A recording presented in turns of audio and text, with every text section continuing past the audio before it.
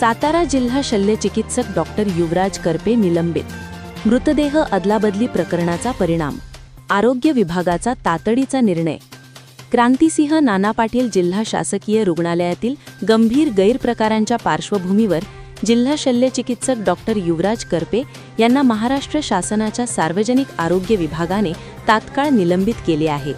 याबाबतचा अधिकृत आदेश 1 एप्रिल 2026 रोजी जारी करण्यात आला असून पुढील आदेशापर्यंत त्यांना निलंबित ठेवण्यात येणार आहे. मागील महिनाभरात रुग्णालयात मृतदेहांची अदलाबदली झाल्याच्या घटना उघडकीस आल्या होत्या. विशेषतः मार्च महिन्यात 2 वेळा पोस्टमार्टम नंतर मृतदेहांची चुकीची अदलाबदली झाली होती. याशिवाय रुग्णांना दिल्या जाणाऱ्या सुविधांबाबत आणि उपचार पद्धतीबाबतही वारंवार तक्रारी होत होत्या. दरम्यान 31 मार्च रोजी घडलेली घटना अत्यंत गंभीर ठरली. पोस्टमार्टम प्रक्रियेदरम्यान कर्मचाऱ्यांच्या निष्काळजीपणामुळे एका मृतदेहावर चुकीच्या ठिकाणी अंत्यसंस्कार करण्यात आल्याचा प्रकार समोर आला. या घटनेनंतर संबंधित मृतांच्या नातेवाईकांनी रुग्णालयात मोठा गोंधळ घालत तीव्र संताप व्यक्त केला आणि जबाबदारांवर कारवाईची मागणी केली.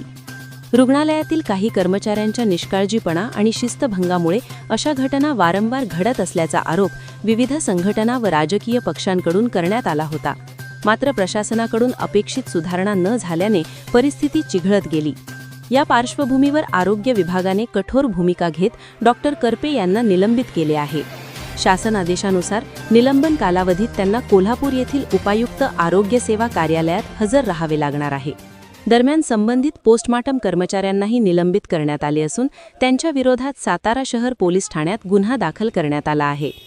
एकूणच मृतदेहांची अदलाबदलीसारख्या संवेदनशील आणि गंभीर प्रकारांमुळे जिल्हा रुग्णालयाच्या कारभारावर प्रश्नचिन्ह निर्माण झाले असून या कारवाईमुळे प्रशासनात खळबळ उडाली आहे.